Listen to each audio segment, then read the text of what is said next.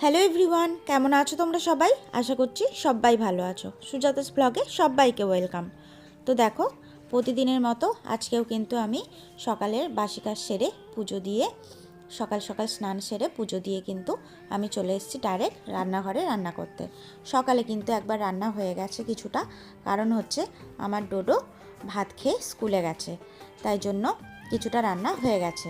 ভাত, ডাল, ডিম ভাজা, একটা চচ্চড়ি আমি কিন্তু করেই ফেলেছি। এখন দেখো রান্নাঘরে চলে এসেছি বাকি রান্নাটা করব বলে। এই যে বেগুন ভাজছি, দাদাভাই বেগুন ভাজা খেতে চেয়েছে। দেখো বেগুনগুলো কিন্তু খুব একটা ভালো না, সরু সরু লম্বা লম্বা মতো।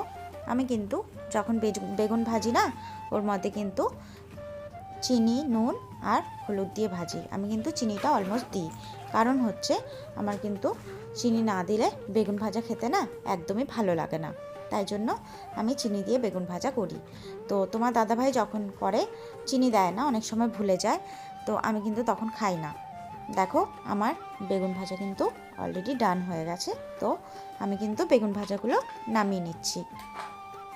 ডালের সাথে কিন্তু বেগুন ভাজা খেতে বেশ ভালোই লাগে। তো দেখো আজকে কিন্তু একটা অন্যরকম রান্না করব, সেটা হচ্ছে উচ্ছের ঝোল। তোমরা কে কে উচ্ছের ঝোল খেয়েছো আমি জানি না, তো আজকে আমি রান্না করছি। তোমরা দেখো, উচ্ছেটা কিন্তু সর্ষে ফোড়ন দিয়ে ভালোভাবে কড়া কড়া করে লাল লাল করে ভেজে নেব, তাহলে কিন্তু সুন্দর হবে। এটা কিন্তু কাঁচা কাঁচা রাখলে হবে না, এটা কিন্তু কড়া করেই ভালোভাবে ভাজতে হবে, তবে কিন্তু টেস্টটা আসবে। এই রান্নাটা কিন্তু সুগার পেশেন্টের জন্য খুবই ভালো, কারণ হচ্ছে এতে যদি আলু না দেওয়া হয় তাহলে কিন্তু সুগার পেশেন্টরা খুব ভালোভাবেই খেতে পারবে। এই দেখো উচ্ছের ঝোলের জন্য কিন্তু আমি উচ্ছেগুলো ভেজে তুলে রেখেছি। আর এদিকে দেখো আলুটা আমি ভালোভাবে ভেজে নিচ্ছি। তার মধ্যে কিন্তু আর কিচ্ছু দেবো না, জল ঢেলে দেবো। জল ঢেলে দিয়ে আমি কিন্তু আলুটাকে ভালোভাবে সিদ্ধ করে নেব, দিয়ে ঝোলটাকে একদম কমিয়ে দেবো। দেখো আমার কিন্তু ঝোলটা কমে এসছে। এরপরে কিন্তু আমি উচ্ছেটাকে দিয়ে দিচ্ছি। দেখো উচ্ছেগুলো কিন্তু আমার সুন্দর লাল লাল করে কড়া কড়া করে ভাজা, সেই উচ্ছেগুলো কিন্তু একদম লাস্টে আমি দিয়ে দিলাম।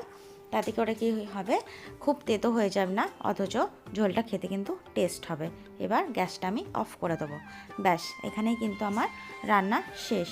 আমি কিন্তু এবার এটাকে নামিয়ে নেব। দেখো আমার কাপড় কেচে কেচে নখগুলোর কি অবস্থা হয়েছে, সমস্ত নখ ভেঙে গেছে। এই দুটো নখই আমার রয়েছে বেঁচে, এই দুটো নখও আবার কদিন যাবে ভেঙে যাবে। যাই হোক, আমার কিন্তু নখ বড় করতে খুব ভালোই লাগে। এই দেখো, এই যে আমি দেখাচ্ছি, দেখো জানলা দিয়ে আমার মাঠ দেখা যায়। তোমরা তো জানোই আমার বাড়ির পাশে একটা মাঠ রয়েছে সুন্দর। তো আমি যখন রান্না করি আমার রান্নাঘরটা কিন্তু একদম মাঠ দিয়ে ডাইরেক্ট দেখা যায়।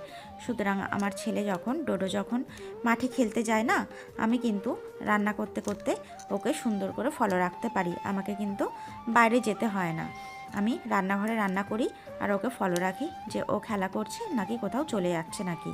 তার জন্য ওখানে কিন্তু খুব সুন্দর হাওয়া বাতাস কিন্তু রান্না করতে করতে আমি পাই। সুতরাং মাঠটা কিন্তু আমার খুবই পছন্দের, তোমরা তো জানোই। আর দেখো আমার কিন্তু রান্না অনেকটাই হয়ে গেছে, তার জন্য চলে আসলাম একটুখানি ঘরে এসে বসলাম যে একটুখানি রেস্ট নিই। তারপরে তো আরও কাজ রয়েছে, ঘরের কাজ কখনোই আমাদের শেষ হয় না। আমাদের বউদের কিন্তু ঘরের কাজ শেষ হয়ই না, যত পারো ঘরের কাজ করেই যাও। তো দেখো আমি বসে বসে বাদাম খাচ্ছি আর ভাবছিলাম যে এই বাদাম কিন্তু আমি যখন বাপের বাড়ি যাই, আমি যেহেতু ট্রেনে করে বাপের বাড়ি যাই, তো হকাররা কিন্তু এই বাদাম বিক্রি করে আর তার সাথে কিন্তু একটা করে কাঁচা লঙ্কা দেয়। তো আমি আর আমার হাজব্যান্ড কিন্তু এই বাদাম কিনি, তার সাথে যখন একটা করে কাঁচা লঙ্কা দেয় খেতে কিন্তু বেশ ভালোই লাগে। তার জন্য কিন্তু আমরা বাদাম খেতে খেতে ট্রেনটা বেশ সুন্দরভাবে যেতে পারি। তো দেখো এবার সেই সকালবেলা বললাম না ছেলের জন্য পাঁপড় ভেজেছিলাম, ডালের সাথে পাঁপড় ভাজা খেতে ছেলে ভালোবাসে, তো সেটা না আমি প্লাস্টিকে রাখতে একদমই ভুলে গেছি। তো এখন যে খাচ্ছি দেখছি সেটা কিন্তু শক্ত হয়ে গেছে, দাঁত দিয়ে টানতে কিন্তু খুব কষ্ট হয়ে যাচ্ছে। তাই নিজেই দেখছি, নিজেই খাচ্ছি আর নিজেই হাসছি। মজা লাগছে যে সেই রাখিনি আর এখন দাঁত দিয়ে টানতে কষ্ট হয়ে যাচ্ছে। তো তার জন্য পাঁপড়টা আর খেলাম না। যাই হোক, অনেকক্ষণ গল্প হলো, এবার আমার বাসনটা মেজে নিই। দেখো আমি কিন্তু বাসনটা মাজতে চলে এসেছি।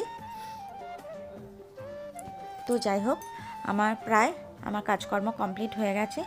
তো যদি আজকের এই ব্লগটা তোমাদের ভালো লেগে থাকে তাহলে অবশ্যই ভিডিওতে লাইক করবে আর কমেন্ট করে জানাবে। কিন্তু কোনো অংশটি যদি তোমাদের সবথেকে ভালো লেগেছে সেটাও কিন্তু জানাতে ভুলবে না। আর আমার চ্যানেলে যদি তোমরা নতুন হও তাহলে সাবস্ক্রাইব করতে কিন্তু একদমই ভুলবে না। সাবস্ক্রাইব করে পাশে থাকার জন্য অনেক অনুরোধ করলাম তোমাদেরকে।